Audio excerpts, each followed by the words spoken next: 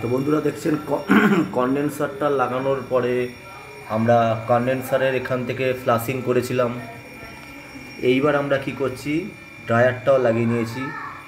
Dryer লাগিয়ে capillary হয়ে এখন কি করছে, আমরা এই সাকশান দিয়ে দেখতে পাচ্ছেন কেটে দিয়েছি।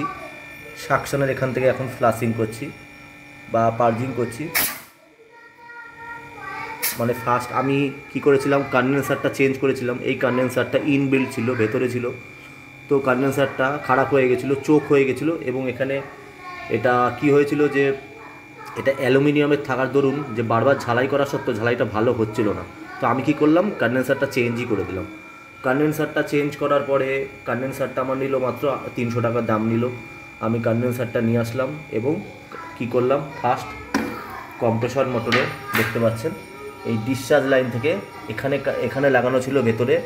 কনডেন্সার এখান থেকে কেটে দিলাম এবং নতুন কনডেন্সার যেটা আছে তার কনডেন্সারের এখানে জুড়ে দিলাম ডিসচার্জ লাইনের সাথে কম্প্রেসর মোটরের। এবং কনডেন্সার ওপরে উঠে কনডেন্সার এবারে কনডেন্সারের যেটা শেষ প্রান্ত সেটা ছিল এইটা, এই অংশটা এখানে আমি পার্জিং করেছিলাম। দেখতে পাচ্ছেন এটা লোহার এবং এটা হচ্ছে এই সাইডটা হচ্ছে কপার। তো আমি এখানে সোহাগা পাউডার ইউজ করছি। সোহাগা পাউডার ইউজ করে এখানে লোহা এবং কপার দিয়ে আমি এই ড্রায়ারটা ঝালাই করে নিয়েছি।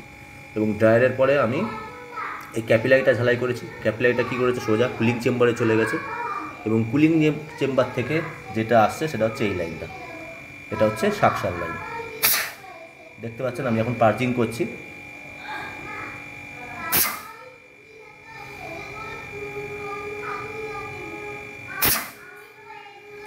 এখন আমার শুধু কী কাজ বাকি আছে, যেন এত কিছু করার পরে আমি শুধু এবার এই সাকশান লাইনে কম্প্রেসর মোটরের যে সাকশান লাইনটা আছে এই সাকশান লাইনের সাথে আমি এই লাইনটা জুড়ে দেবো যেটা কুলিং চেম্বার থেকে আসছে।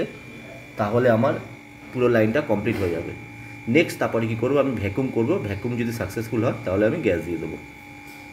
চলো।